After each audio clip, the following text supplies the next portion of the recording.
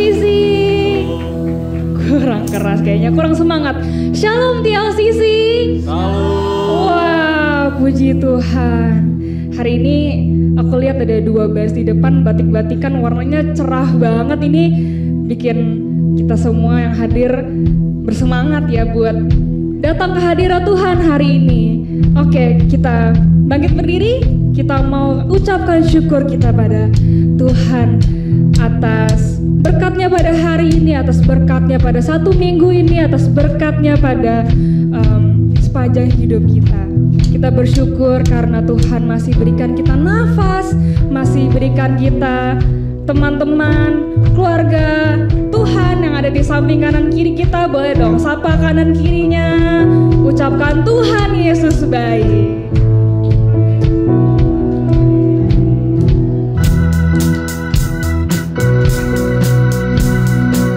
Kita mengucapkan terima kasih kepada Tuhan lewat lagu ini. Thank you Lord.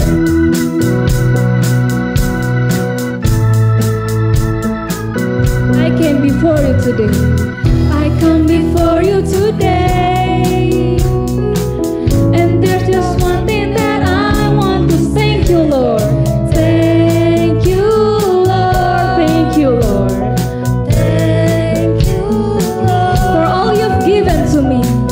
All you've given to me.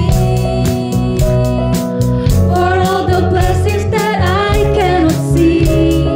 Thank you, Lord.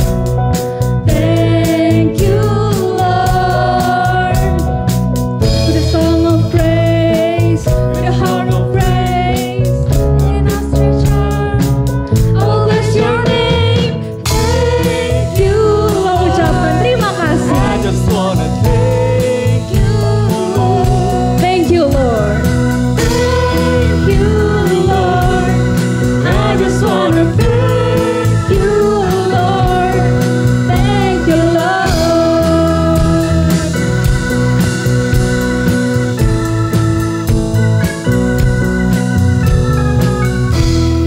Down in my life, for you the darkness and gave me your light. Thank you, Lord. Thank you, Lord. Thank you, Lord. Nyanyikan lagi.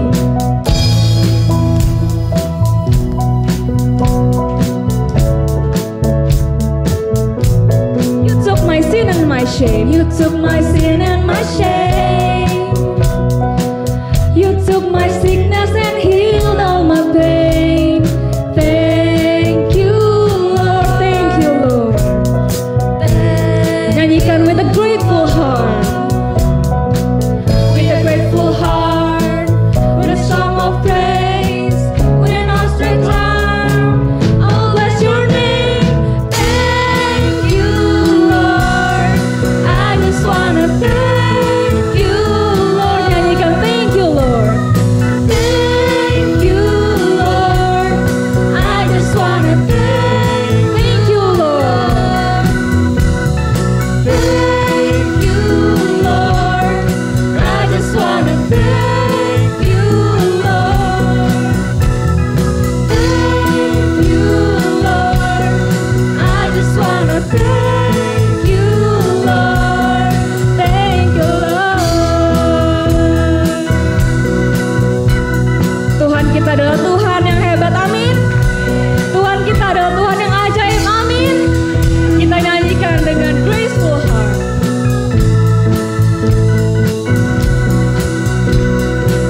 With a graceful heart, with a song of praise, with an outstretched arm, I will bless your name. Thank you, Lord. I just wanna thank you, Lord. Thank you, Lord. thank you, Lord. I just wanna thank you, Lord. Thank you, Lord. Thank you, Lord. I just wanna thank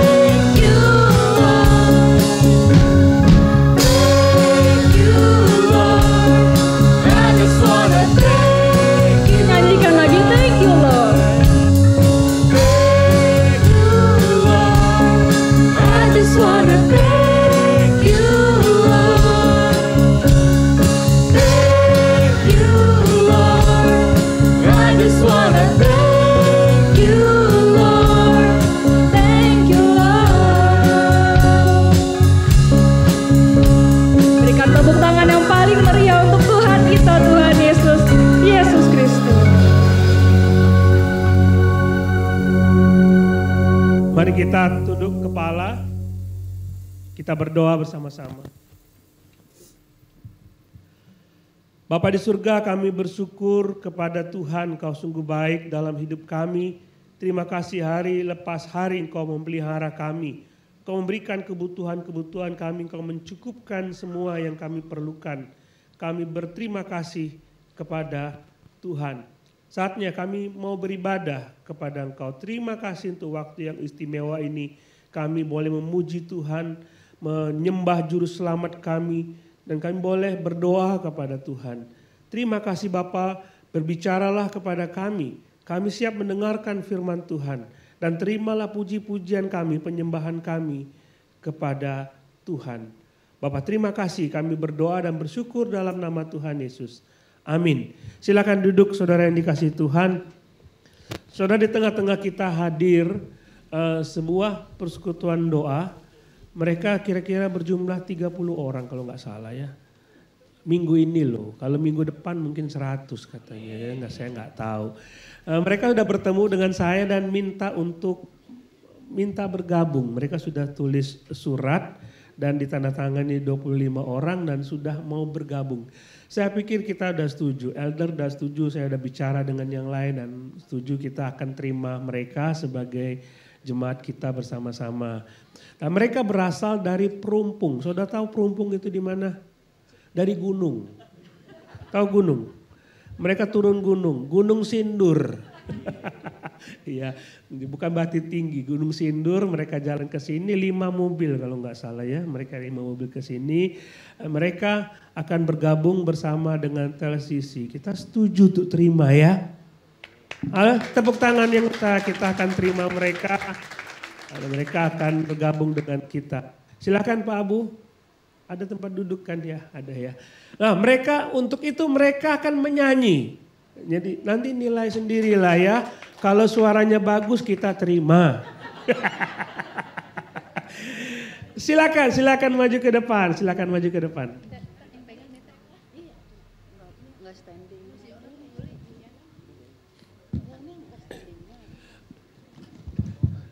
Saudara, kalau saudara lihat wajah-wajah mereka kulitnya hitam-hitam tapi mereka keturunan China. Jadi kalau saudara lihat mereka pakai alat musik nanti itu import dari sana. Kalau nggak salah pemainnya juga import dari Hainan ya Pak ya. Ya, nih kalau ini kelihatan memang ini Pak Darmin ya.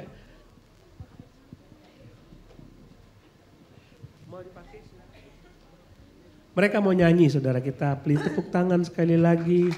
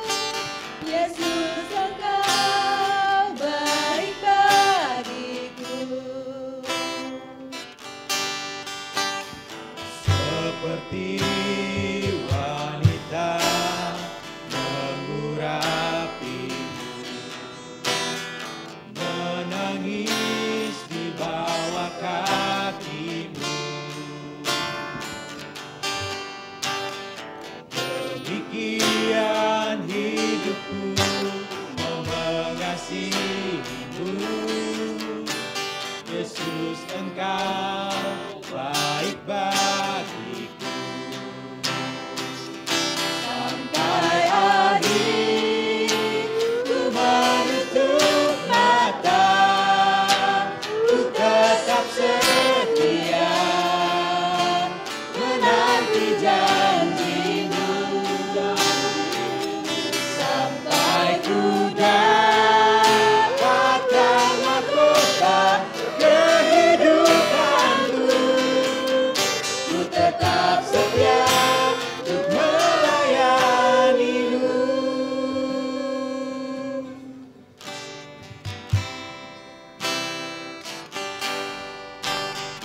Seperti wanita mengurapimu,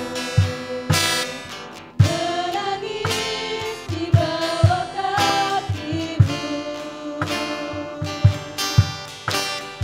Demikian hidupku mau mengasihi-Mu. Yesus, Engkau baik bagiku. Seperti wanita mengurapimu, menangis di bawah kaki-Mu. Demikian hidupku mau mengasihi-Mu. Yesus, Engkau baik bagiku. Sampai akhir ku menutup mata, ku tetap setia menanti janji-Mu. Sampai ku dapatkan mahkota kehidupanku, ku tetap setia untuk melayani-Mu. Sampai akhir ku menutup mata, ku tetap setia menanti janji-Mu. Sampai ku dapatkan mahkota kehidupanku, ku tetap setia dan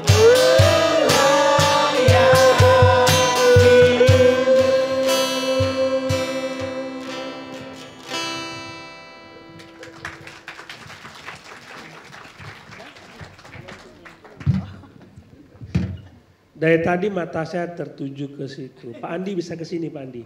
Ah, ini apa namanya, Pak? Erhu, Erhu. salah ucap, erhu. Erhu. Ini alat dari mana, Pak? Dari Chinese. Jadi ini alatnya dari Chinese langsung. Import dari Alibaba. Serpong ada. Oh, di Serpong ada jual. Jadi Bapak bisa tahu ini bagaimana ceritanya? Di Google aja kalau di Indonesia kan. Bukan, bisa mainnya. Oh, otodidak aja. Otodidak dari kecil ya. Ada tehian kan. Oh, Tehian kan Teh- gampang ngomong. Gambang Kromo. Ada tehiannya. Tehian tuh, Pak? Ya, nenek moyangnya dia. Oh. Oke, tepuk tangan buat jemaat kita dari Gunung Sindur. Terima kasih, silakan duduk, Tuhan berkati.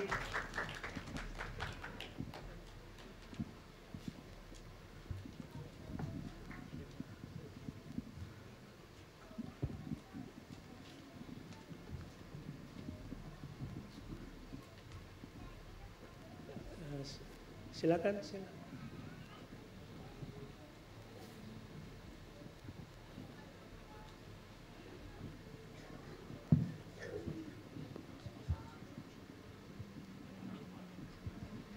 Puji Tuhan, pekerjaan Tuhan sungguh luar biasa ya, menghadirkan teman-teman saudara seiman bergabung dengan kita TLCC, berikan tepuk tangan lagi dong.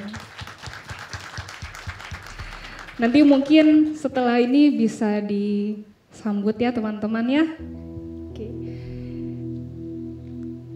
kita mau lanjut memuji Tuhan.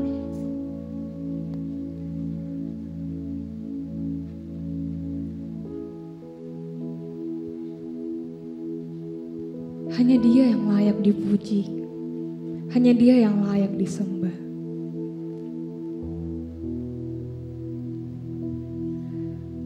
Mari tiap sisi kita berdiri untuk Tuhan. Kita nyanyikan lagu ini bersama-sama. Puji Dia, sembah Dia.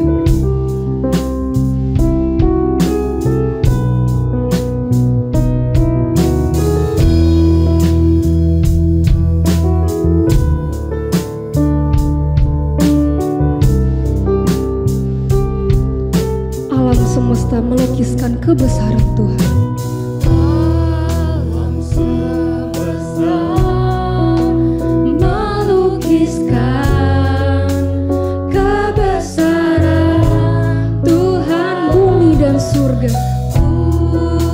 Menyanyikan kemuliaan nama-Mu Tuhan. Menyanyikan kemuliaan. Nyanyikan Hosana, Hosana. Hosana. Angkat tangan kita tinggi-tinggi, Hosana. Hosana. Engkau layak Tuhan. Layak dipuji, disembah. Kaulah yang bertata dulu, sekarang, dan selamanya. Raja atas segala raja, nama-Mu besar termulia. Nama-Mu besar termulia Tuhan. Bahkan alam semesta, bumi dan surga menyanyikan kebesaran Engkau.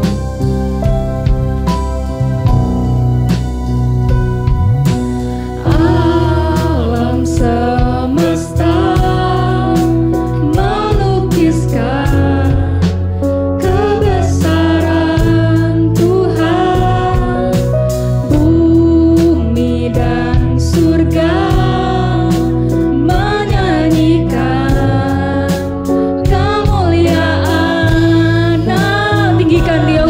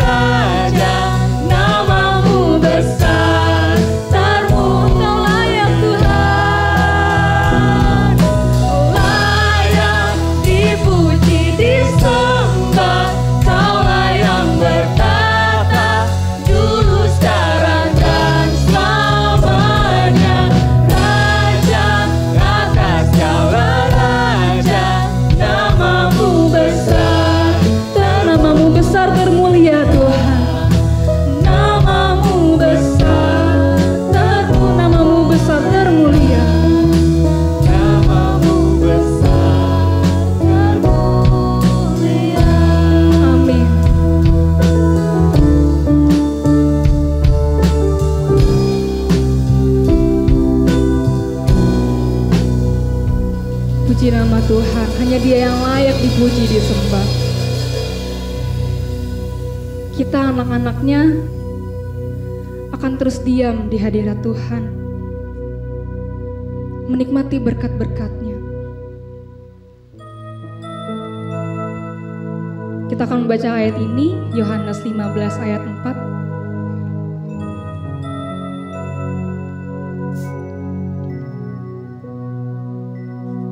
Tinggallah di dalam aku, dan aku di dalam kamu.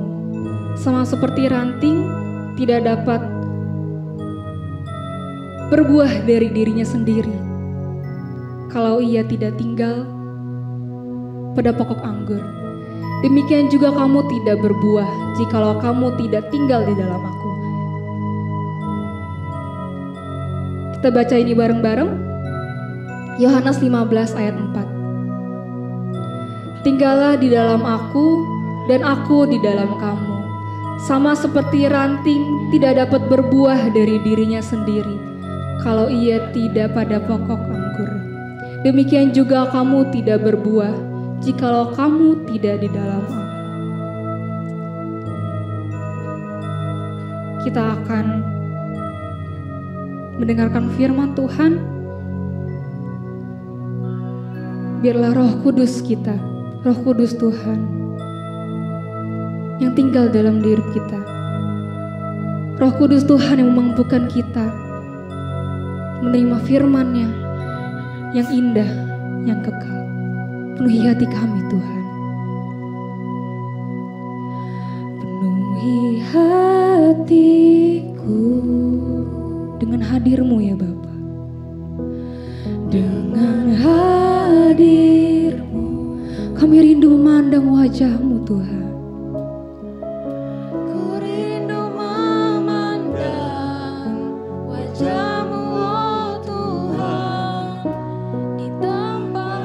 Kekudusan, bahwa kami dekat padamu ya Bapa, peluk kami Tuhan.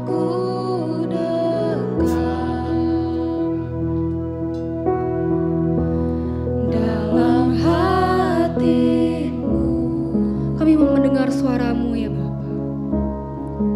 Ku rindu mendengar suara-Mu oh Tuhan di tempat kudus-Mu sekarang. Kami rasakan kasih-Mu Tuhan. Ku rasakan kasih-Mu dan indahnya kekudusan-Mu, penuhi dengan kasih-Mu, diam di hadirat-Mu. Angkat tangan kita tinggi-tinggi. Ku mengangkat tanganku, kami bersyukur menyembah-Mu Tuhan. Dan ku bersyukur menyembah-Mu, penuhi dengan kasih-Mu, diam di hadirat-Mu. Mari Bapak Ibu sama-sama kita berdoa.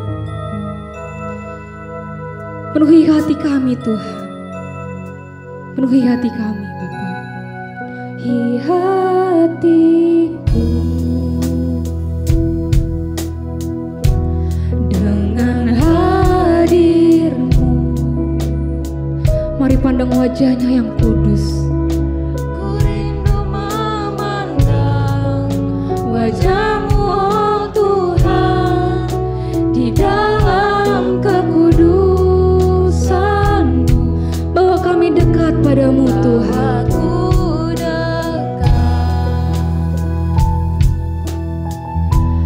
Dalam hati-Mu, benar Tuhan, bicaralah pada kami. Ku rindu mendengar suara-Mu oh Tuhan di tempat kudus-Mu sekarang. Nyanyikan lagu ini dengan sungguh-sungguh. Ku rasakan kasih-Mu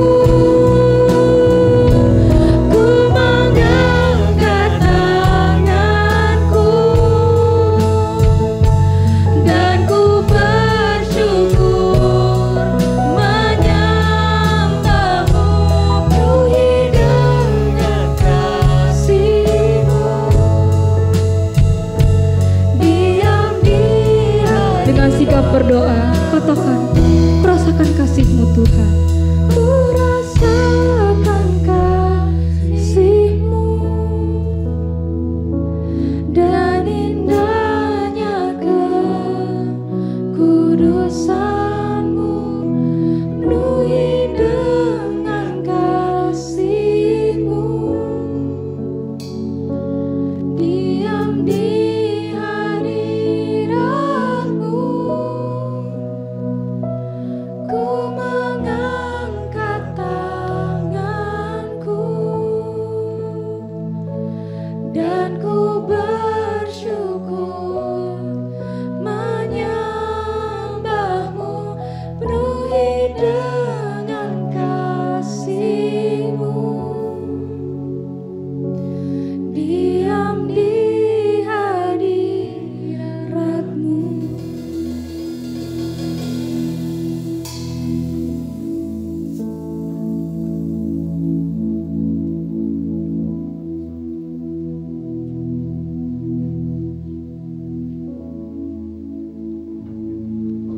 Bapa di surga yang kami sembah di dalam nama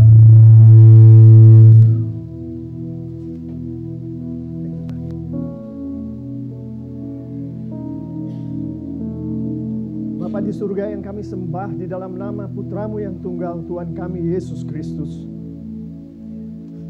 Kami siap mendengarkan firman-Mu Bapa. Izinkan kami untuk melanjutkan ibadah ini demi kemuliaan nama-Mu saja. Oh Bapa, urapi setiap kami yang ada di dalam ruangan ini Bapa, sehingga Engkau berkenan melayakkan kami untuk Engkau pakai memuliakan nama-Mu, dan Engkau pakai untuk memperbesar, memperkuat kerajaan-Mu, termasuk gereja-Mu TLCC ini Bapa. Terima kasih Bapa, kami siap Engkau beraktivitas Bapa. Di dalam nama Tuhan Yesus Kristus, haleluya, amin. Silakan duduk. Mari kita beri kemuliaan untuk Tuhan, untuk tim worship TLCC kita. Saya mau menyambut tamu kita. Selamat datang lagi di gereja Tuhan TLCC ini. Kami sungguh sangat bergembira bahwa kita semua di hari ini bersatu di dalam satu kesatuan di bawah Tuhan kita Yesus Kristus dengan Roh Kudus-Nya yang luar biasa itu. Ayo kita kasih tepuk tangan lagi untuk kemuliaan Tuhan, untuk tamu-tamu kita. Saya tahu Tuhan membawa lagi jiwa-jiwa lain. Nanti akan kita perkenalkan satu demi satu. Nas kita, ayat emasnya sudah kita baca tadi bersama-sama. 2 kali kita mendengarkannya. Sekarang kita akan membaca, nggak usah berdiri, kita akan membacanya ayat demi ayat. Supaya kita lebih jelas lagi. Apa sih yang Tuhan mau sampaikan kepada kita pada hari ini? Kita lihat yuk di Yohanes 15 ayat 1 sampai ayat yang ke-8. Saya akan membacakan ayat yang ganjil, nanti jemaat bersama-sama ayat yang genap, begitu seterusnya.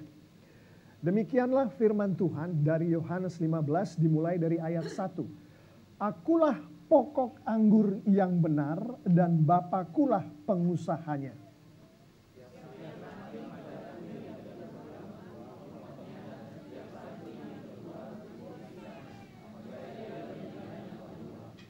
Kamu memang sudah bersih karena firman yang telah kukatakan kepadamu.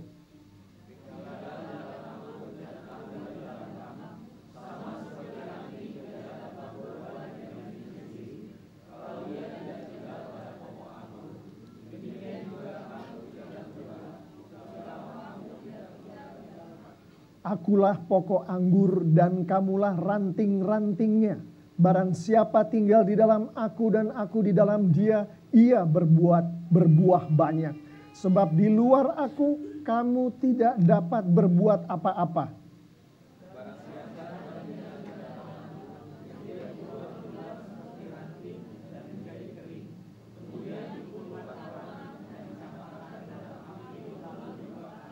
Jikalau kamu tinggal di dalam aku dan firmanku tinggal di dalam kamu, mintalah apa saja yang kamu kehendaki dan kamu akan menerimanya. Dalam hal inilah Bapakku dipermuliakan, yaitu jika kamu berbuah banyak, dan dengan demikian kamu adalah murid-muridnya. Demikianlah firman Tuhan, haleluya, amin. Perumpamaan ini sangat terkenal. Kita semua sudah pernah mendengarkannya. Tapi rata-rata dari jemaat yang saya mendapat kesempatan untuk secara one on one berbicara mengenai perumpamaan ini, mereka berpikirnya seperti ini. Si pengusaha ini, yang kalau gampangnya adalah petani anggur ini, digambarkan oleh rata-rata jemaat itu sebagai seseorang yang siap untuk memotong ranting yang tidak berbuah. Jadi digambarkannya, dibayangkannya nih jemaat, bayangkan ini orang udah nggak tahu kalau sekarang itu pakai gunting yang besar itu ya di tangan. Dia udah siap nih, ranting nggak berbuah, ceklok. Ranting nggak berbuah, ceklok. Itu yang pertama. Yang kedua yang dibayangkan adalah dia udah siap dengan onggokan api. Kan itu dibilang tadi. Ranting-ranting yang kering akan dicampakkan ke dalam onggokan api untuk dibakar. Jadi si pengusaha atau si petani anggur ini digambarkan seperti itu. Siap dengan gunting, keliling dari satu pohon ke pohon yang lain. Dan untuk yang ranting-ranting yang jatuh siap dilemparkan ke dalam api yang menyala-nyala. Begitukah yang kita pikirkan mengenai petani anggur ini pada saat kita membaca firman Tuhan ini? Kebanyakan seperti itu. Tapi saya ingin kali ini mengajak kita semua untuk melihat perumpamaan ini dari konteks Alkitab secara keseluruhan. Pengusaha anggur itu adalah Tuhan Allah Bapa di surga. Tuhan Allah Bapa di surga. Bagaimana hubungan dia dengan kita semua? Kita mau melihatnya dari si pengusaha anggur ini. Yang sebetulnya terjadi Bapak Ibu Saudara-saudari. Adik-adik, banyak kali adik-adik sekolah minggu yang bersama kita pada pagi hari ini. Yang sangat dikasih oleh Tuhan Yesus. Pengusaha ini setiap malam berdoa. Dia mendoakan setiap pokok, setiap pohon anggur yang ada di tanahnya. Dia doakan tuh setiap malam. Bukan hanya dia doakan setiap malam. Dia setelah mendoakan, bahkan kadang-kadang malam hari dia berjalan di tempat di mana pokok-pokok anggur itu berada. Dilihatnya satu-satu apakah ada ulat di situ. Apakah ada binatang pengerat yang mungkin bisa merusak pohon anggur itu. Dengan teliti dia berjalan, dia lihat satu demi satu. Bukan hanya itu. Pada saat dia berjalan, dia melihat ada ranting yang jatuh ke tanah. Air matanya menetes. Karena dia sangat mengasihi pohon-pohon anggur ini. Dan dengan perlahan diangkatnya lah ranting yang jatuh ke tanah ini. Dia lihat, dia perhatikan. Dan ternyata dia telat datangnya. Ranting itu udah mulai mengering. Dia nggak langsung buang ke dalam api. Bapak, Ibu, Saudara-saudari, adik-adik. Dia kumpulkan dulu itu ranting yang sudah jatuh di dekat api. Tidak langsung dibakar. Dan kemudian suatu kesempatan di hari yang lain dia melihat ada ranting yang berbuah banyak. Tapi ada ranting yang belum berbuah atau tidak berbuah. Dia nggak langsung potong. Dia berdoa. Dia bersihin itu ranting. Mungkin ada ulatnya, mungkin ada penyakitnya. Dengan lembut dan penuh kasih sayang karena dia sayang sekali dengan pohon-pohon anggurnya ini. Dia lakukan semua itu. Sungguh berbeda bukan? Gambaran yang didapat dari apa yang saya katakan pertama tadi. Yang siap dengan gunting raksasa itu. Yang siap dengan api unggun. Dengan gambaran yang kedua. Kalau kita jadi ranting daripada pohon anggur ini. Gambaran yang manakah yang kita maui? Si pengusaha anggur. Si petani anggur itu. Yang pertama atau yang kedua? Saya berdoa kita semua mau gambaran yang kedua bukan? Bukan yang pertama. Yang kedua. Nah sekarang kita lihat gambar di depan kita. Yang baru saja kita baca tadi. Bersama-sama tadi. Yang baru saja tadi ayatnya diulang sebelum kita baca bersama-sama tadi. Dan semua ayat secara detail dari pelaku sampai ke apa yang terjadi. Diwakili dengan sangat baik di gambar ini. Apakah yang kita lihat di gambar ini? Pertama jelas yang paling mentereng di situ adalah si pengusaha anggur bukan? Hanya satu-satunya manusia di situ dengan pakaian yang bagus, warna ungu yang bagus. Ini adalah si pengusaha anggur itu. Dan ada pohon-pohon anggur di situ. Pokok-pokoknya terlihat dengan jelas. Ada rantingnya di situ, terlihat dengan jelas. Yang ada buahnya yang berwarna ungu itu. Yang tidak jelas kelihatan tapi ada adalah pohon ranting yang tidak berbuah. Bisakah kita melihat itu? Tepat di depan si pengusaha itu, karena dia sedang pegang gunting. Kecil ya, bukan gunting raksasa, ini gunting kecil. Dia pegang dan dia melihat anggur rantingnya yang tidak berbuah. Seperti ilustrasi yang kedua itu, dia bukan siap-siap untuk memotong meskipun guntingnya ada di tangan dia. Dia perhatikan dulu itu ranting. Apakah yang bisa dilakukan dengan ranting itu pada saat dia amati dan pelan-pelan dia mulai melihat, oh ini mungkin ada hama yang tidak saya lihat. Itulah prosesnya seperti itu.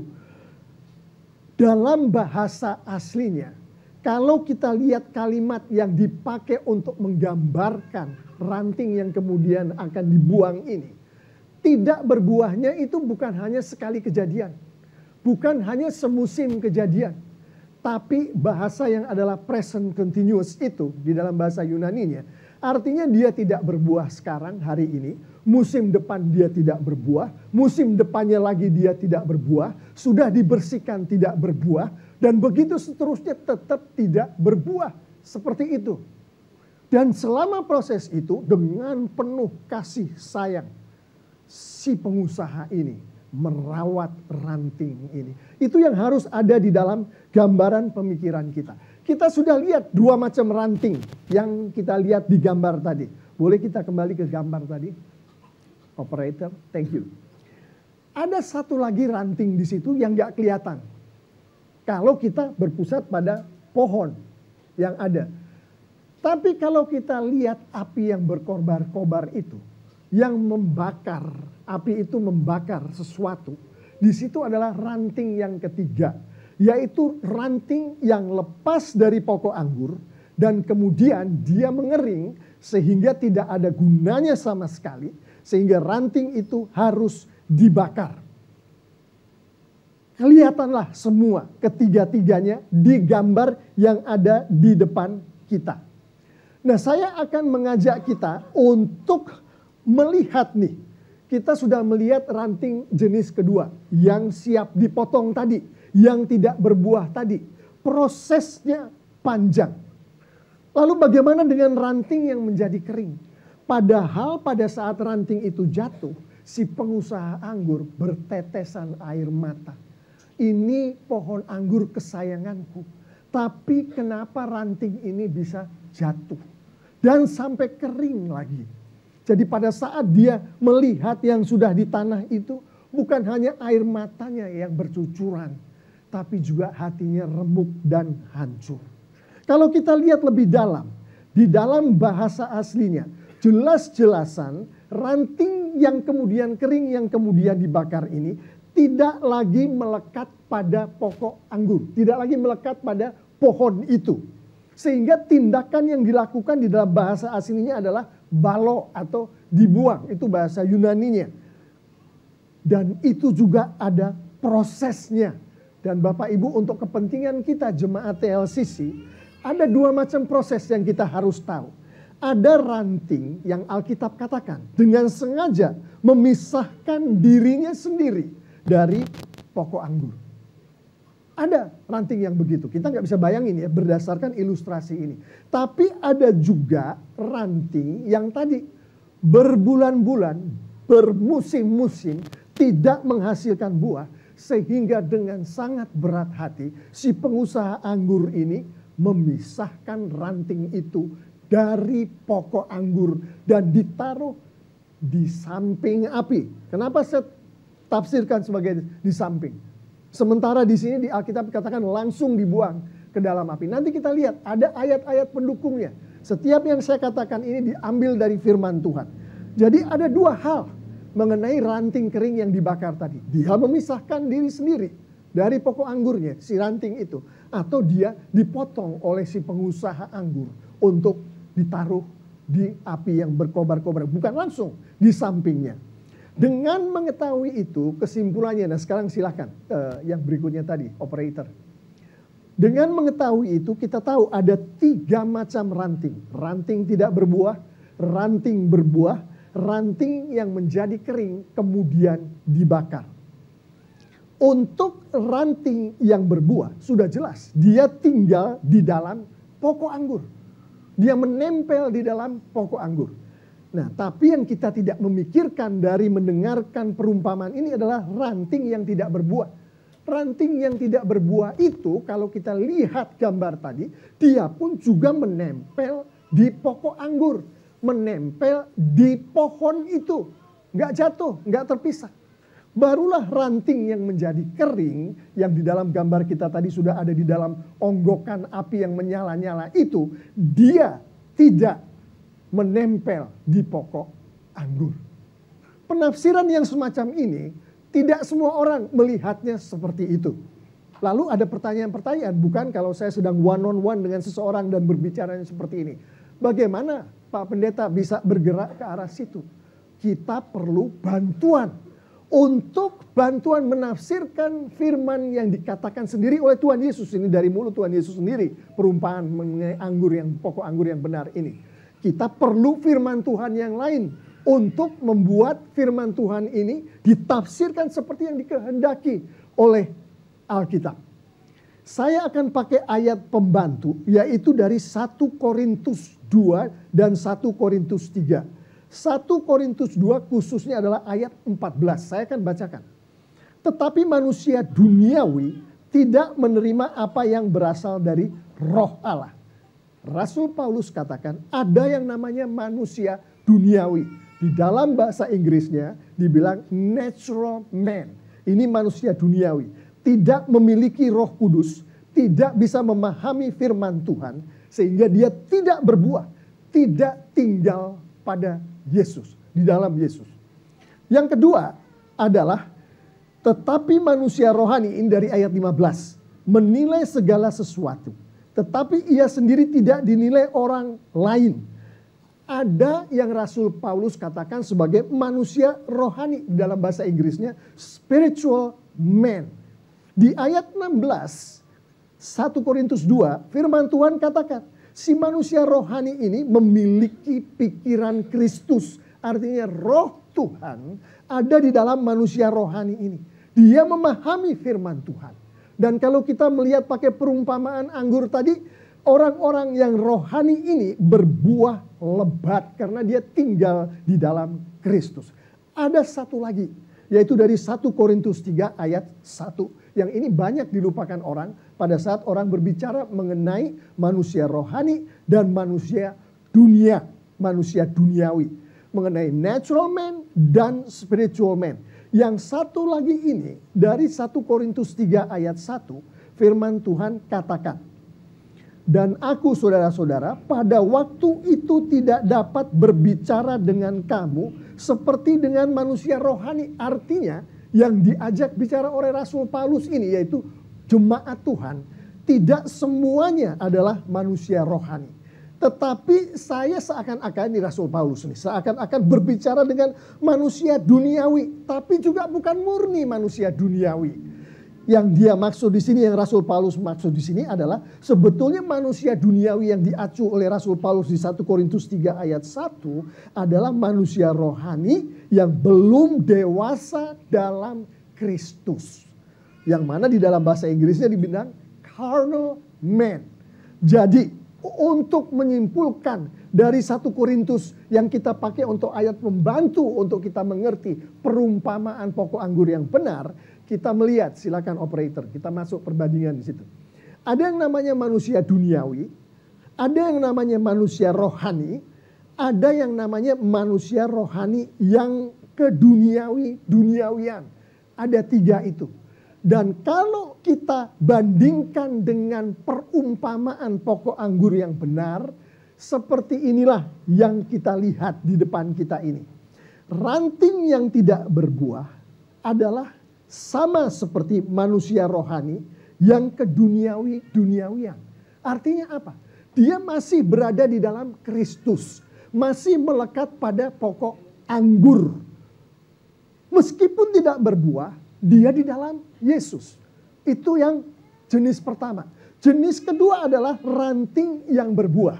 Yang kalau kita melihat ajaran Rasul Paulus tadi adalah manusia rohani. Dia sungguh-sungguh ada di dalam Kristus dan menghasilkan buah-buah. Dan yang ketiga yang tidak banyak dilihat orang adalah ranting yang menjadi kering. Ranting yang menjadi kering inilah yang kalau kita lihat ajaran Rasul Paulus tadi adalah manusia duniawi. Jadi dengan begitu kita menjadi terang benderang nih apa yang dimaksudkan oleh firman Tuhan. Dengan begitu juga kita tahu kalau ada ranting yang tidak berbuah, si pengusaha tidak langsung kelak potong ranting itu. Gak seperti itu. Tanpa penjelasan dari Rasul Paulus kita gak akan sadar bahwa bukan seperti itu yang dilakukan oleh Tuhan Allah Bapa di surga. Melakukan kesalahan sebagai anak Tuhan langsung dibuang ke neraka kah? Kan bukan seperti itu yang Tuhan bikin. Jadi kita mengerti ini ada 3 jenis dan setiap jenis ini Tuhan memberikan perlakuannya masing-masing. Sekarang saya akan ajak kita kembali ke perumpamaan yang Tuhan Yesus katakan mengenai pohon-pohon anggur yang sangat disayangi oleh si pengusaha anggur ini. Kalau kita lihat gambar tadi, kita kembali ke gambar tadi operator. Yang gambar yang besar tadi. Kalau kita lihat gambar tadi, oke bisa lihat ya dari sini kecil. Kalau bisa yang gede. Kalau yang gede tadi bisa silakan ditayangkan. Kalau kita lihat gambar yang besar tadi, ya yang ini untuk ilustrasi ya. Bukan seperti itu di Alkitab. Di Alkitab nggak seperti ini gambar. Ini ilustrasi. Kalau kita lihat, saya adalah pengusaha anggur. Petani anggurnya. Kita lihat ada 4 pokok anggur di situ. Kalau dihitung silakan dihitung. 4 pokok anggur. 1 pokok anggur memiliki 10 ranting. Saya udah hitung. Kalau mau dihitung lagi silakan. 10 ranting. Jadi total rantingnya ada 40. 1 ranting berbuah 2 tangkai buah anggur setiap rantingnya. Artinya dari 40 ranting ada 80 tangkai buah anggur. Jika kita semua ini yang ada di ruangan ini berada di kaki si petani anggur, pertanyaannya adalah berapa tangkai buah anggurkah yang Anda sebagai petani anggur kehendaki untuk berada pada Anda di saat musim panen anggur? Jawabannya kan minimal 80, bukan? Kita sebagai pengusaha anggur mau semua yang bisa menghasilkan anggurlah. Dan kita tahu ranting-ranting inilah yang menghasilkan anggur. Kalau misalkan ya, saya sebagai pengusaha anggur, kita sebagai pengusaha anggur, kita melakukan ranting yang tidak berbuah akan saya potong dan akan saya buang ke api yang menyala-nyala. Kalau rantingnya ada 4, bukankah kita rugi sekian banyak tangkai buah anggur? Benar gak? Kalau nggak berbuah langsung kita potong, kita bakar. Bukannya itu kita rugi. Seharusnya ranting itu bisa menghasilkan 2 tangkai, kita buang. Rugi kan kita? Pengusaha macam apa yang mau rugi seperti itu? Nah, yang kita lihat berdasarkan konteks firman Tuhan, yang terjadi adalah si pengusaha ini terhadap ranting yang tidak berbuah adalah dia merawat ranting itu dengan lebih baik lagi. Mungkin pupuknya ditambah. Mungkin airnya ditambah, herbisidanya dibuat sedemikian rupa sehingga hama itu bisa hilang semua sampai ranting itu berbuah kembali. Benar nggak? Bukankah itu yang akan kita lakukan? Kalau kita mau menghasilkan minimal 80 tangkai buah anggur, untaian buah anggur, kan itu yang harus kita lakukan. Asal ranting itu tetap menempel pada pokok anggur. Itu persyaratannya. Lalu bagaimana dengan ranting yang berbuah? Sudah berbuah. Ada 2. Kalau kita pengusahanya, kita lihat ranting itu udah ada 2 untaian buah anggur. Apa yang kita lakukan? Biar aja dia bertumbuh sendiri, kan udah berbuah. Kita biarin aja tumbuh sendiri.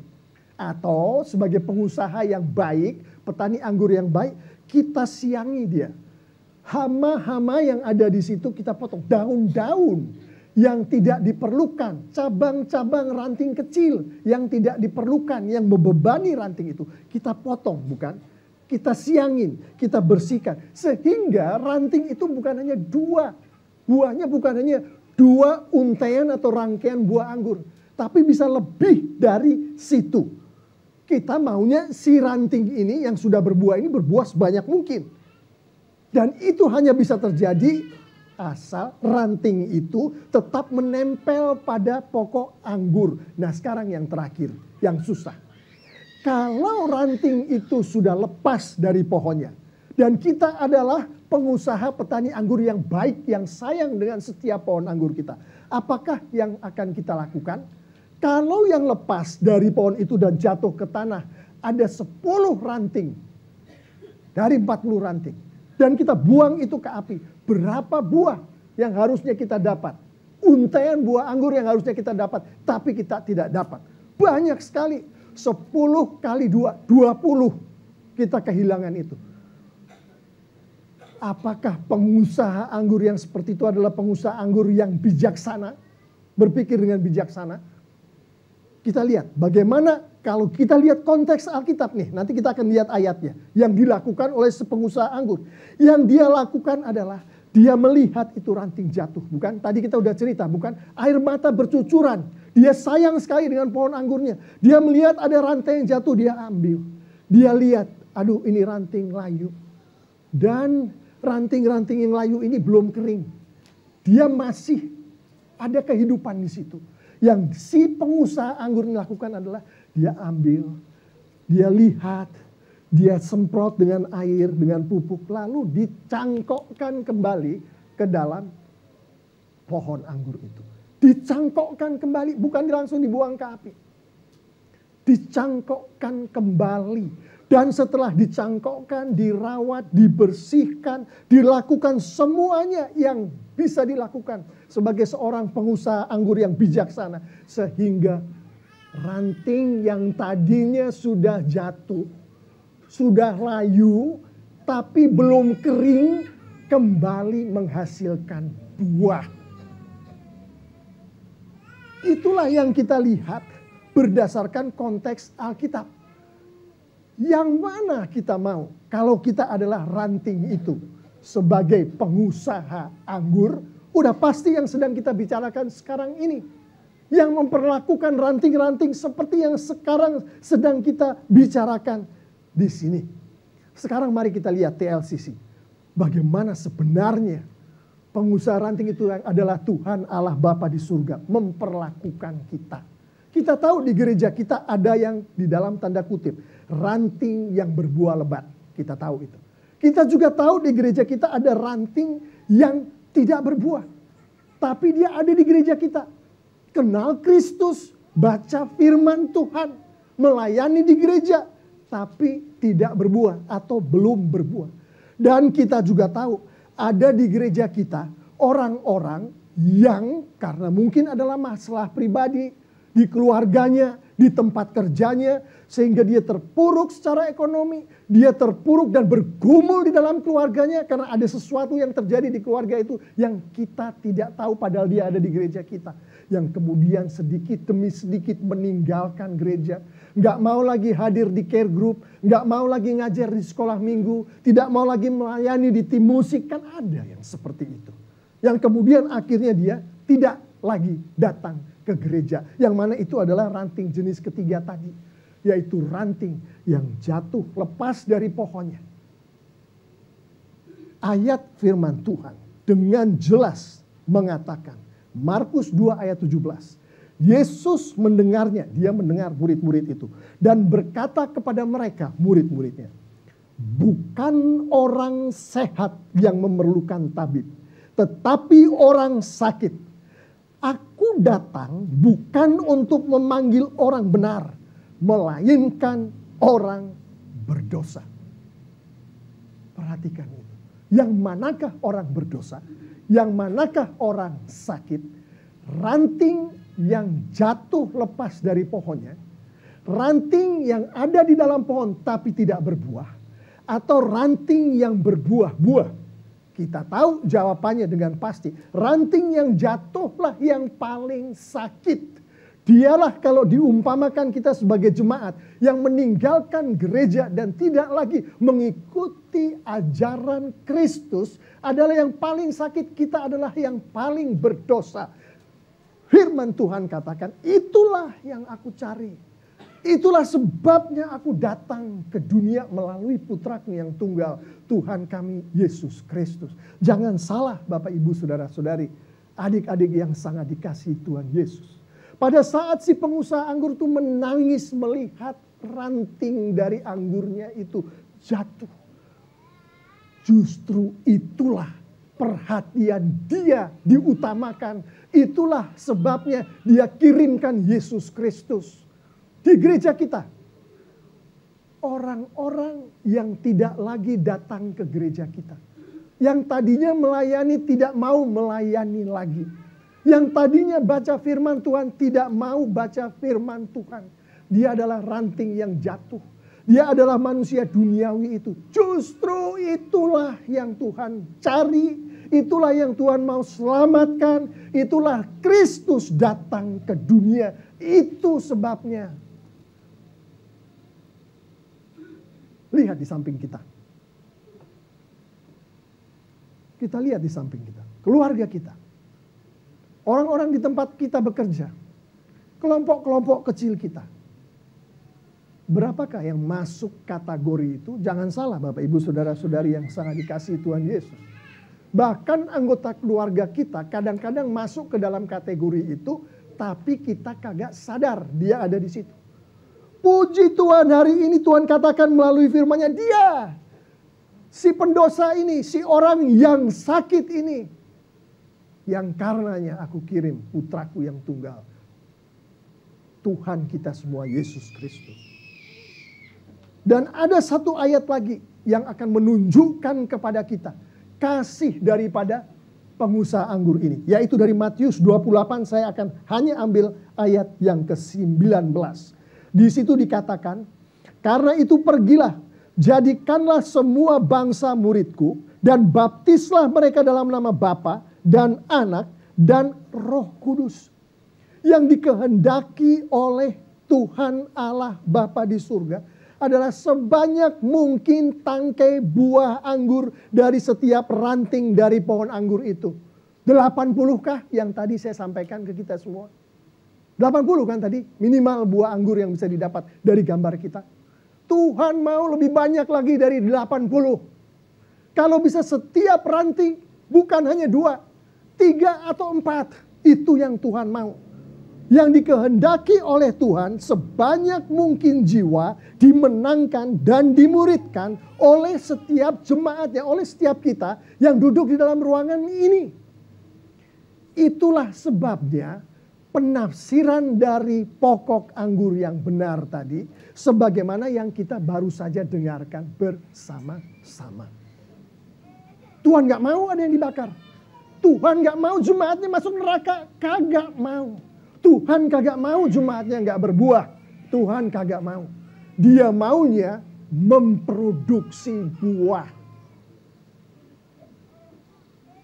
Itu amanat agung. Itu ada di hati kita semua. Tuhan yang taruh itu.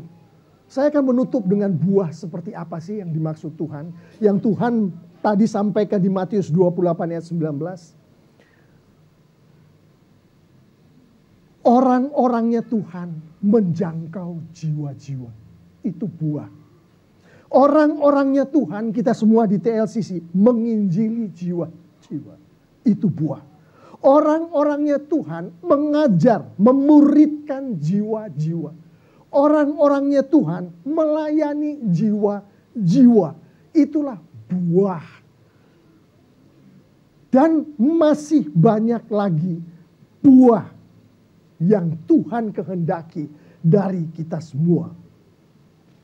Jadi terhadap kita-kita yang masih belum berbuah, Tuhan katakan, aku akan rawat engkau dengan lebih baik lagi. Aku akan perhatikan engkau dengan lebih baik lagi. Aku tidak akan pernah membuang mukaku dari engkau. Sama sekali tidak akan pernah itu. Dan aku akan lakukannya berdasarkan nas kita tadi melalui firman Tuhan. Artinya jemaat itu tetap tinggal di dalam Yesus. Dan bagi kita yang sudah merasa kita sudah berbuah untuk kemuliaan Tuhan, puji Tuhan untuk itu. Saya mengimani kita semua adalah begitu di TLCC. Amin. Tuhan katakan, aku akan membuat engkau berbuah lebih banyak lagi. Aku akan siangi, aku akan bersihkan engkau dari masalah-masalah di dalam kehidupanmu di mana engkau bergumul dengan masalah itu. Itu adalah firman Tuhan. Dan Tuhan melakukan pembersihan itu dengan firman Tuhan. Sehingga dengan begitu jemaat itu tetap tinggal di dalam Yesus. Dan yang terakhir yang paling sulit tadi. Jemaat yang tidak lagi berada di dalam Tuhan. Tuhan katakan, aku akan cangkokkan engkau kembali. Aku akan panggil engkau kembali. Aku akan bawa engkau kembali untuk masuk ke dalam pokok anggur itu. Untuk tetap kembali kepada Yesus. Dan dengan firman Tuhan yang dia pakai untuk mencangkokkan, dia pakai untuk mengembalikan, jemaat ini atas kekuatan Roh Kudus akan berbuah kembali. Begitu bukan kita di TLCC, semangatnya seperti itu bukan? Bapak, Ibu, Saudara-saudari, adik-adik yang sangat dikasihi oleh Tuhan Yesus, itu semangat kita. Beri kemuliaan pada Tuhan.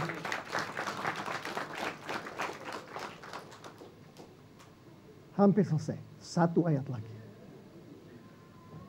Kalau kita perhatikan yang memproduksi buah, yang kalau kita bicarakan tadi 80 rantaian, untaian buah anggur, itu bukan ranting. Benar gak? Bukan ranting yang memproduksi. Pokok pohon anggur itulah yang menghasilkan buah. Dia mempergunakan ranting untuk menghasilkan buah. Kalau kita lihat di dalam konteks kita, yang memproduksi buah-buah Roh Kudus yang ada di dalam setiap jemaat kita di TLCC ini bukan kita. Bukan manusia. Kalau kita membaca firman Tuhan dengan benar dan baik dan mengerti dan melakukannya, bukan kita. Bukan kita yang harusnya mendapat kredit dari semua itu. Bukan karena kita soleh. Bukan. Tapi karena pokok anggur itu. Karena Yesuslah melalui Roh Kudusnya yang membuat kita berbuah, yang membuat kita membaca Alkitab, yang membuat kita mengerti apa yang kita baca, yang membuat kita melakukan firman Tuhan.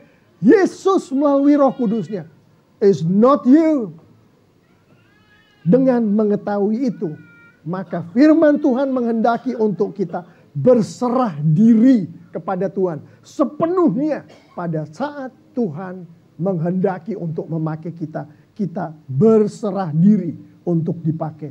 Dan yang terakhir, tetaplah tinggal di dalam Yesus.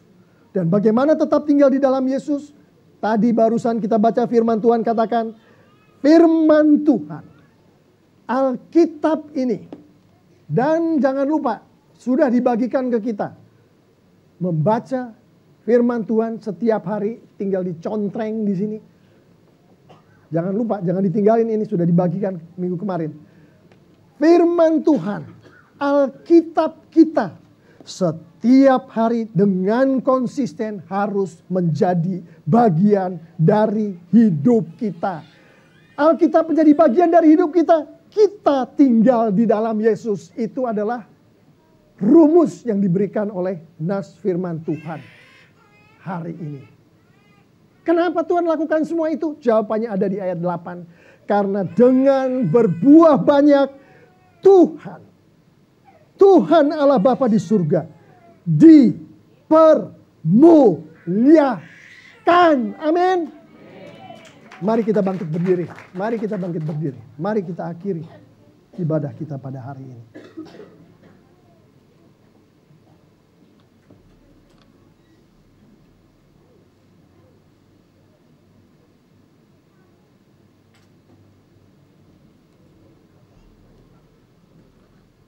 Terima kasih Bapa, Engkau kembali menunjukkan secara supernatural dan luar biasa bahwa Engkau sangat mengasihi setiap ranting.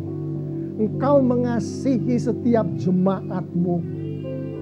Engkau tunjukkan itu Bapa dengan Engkau berikan kepada kami Roh-Mu melalui firman-Mu. Engkau berikan kepada kami putra-Mu yang tunggal yang sudah bekerja dengan luar biasa di dalam penyaliban. Terima kasih Bapa.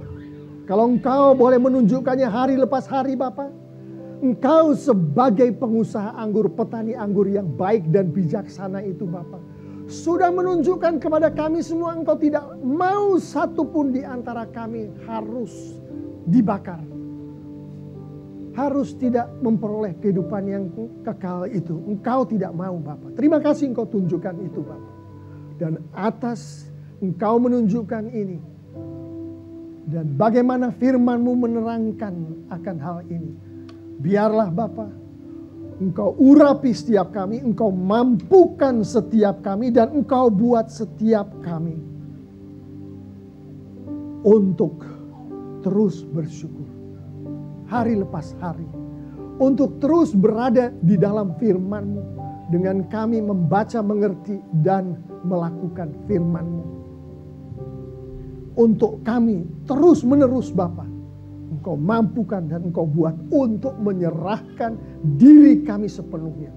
Untuk kemuliaan nama-Mu atas kehendak-Mu. Jemaat Tuhan yang sangat dikasihi oleh Tuhan Yesus. Siapakah ranting-ranting yang sudah layu, yang mungkin akan kering di dalam kehidupan kita? Mungkin itu di dalam keluarga kita sendiri, teman dekat kita sendiri, teman kantor kita sendiri, teman bersosialisasi kita sendiri. Mari kita doakan mereka itu. Pikirkan minimal 1 atau 2 nama. Kita pikirkan, kita doakan mereka. Dan memohonlah pada Tuhan. Memohonlah pada Tuhan. Memohonlah pada Tuhan untuk Tuhan mempergunakan kita. Untuk Tuhan mempergunakan siapapun kita yang sedang memikirkan 2 nama ini. Untuk menjangkau mereka. Untuk menginjili mereka. Untuk mengajar, untuk memuridkan mereka. Untuk melayani mereka. Semua demi kemuliaan Tuhan Allah Bapa kita di surga. Di dalam nama Tuhan Yesus, untuk kita yang percaya, mari kita sama-sama katakan haleluya. Haleluya Tuhan. Haleluya. Di dalam nama Tuhan Yesus Kristus. Amin. Beri kemuliaan pada Tuhan. Itu oke. Mari kita terus tinggal di dalam Tuhan. Mari terus kita hidup bersama-sama dengan Dia. Mari kita terus mengikuti firman-Nya. Mengiringnya sepanjang hidup kita. Bukan karena kuat kita, karena anugerah-Nya.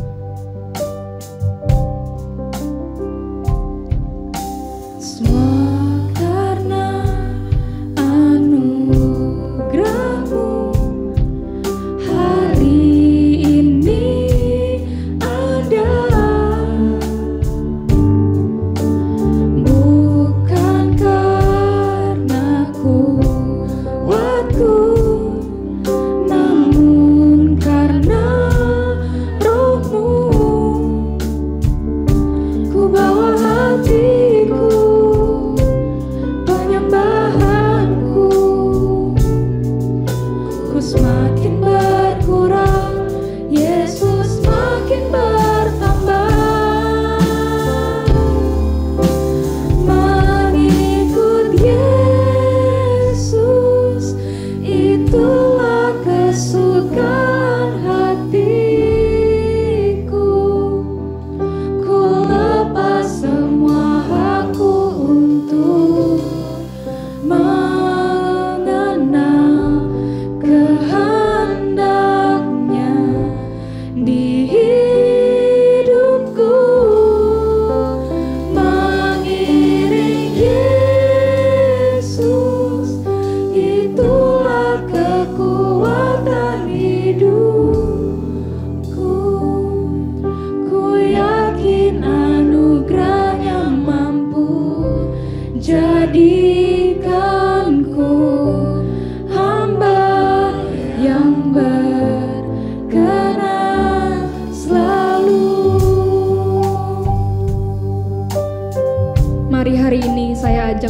kita semua untuk buat komitmen baru.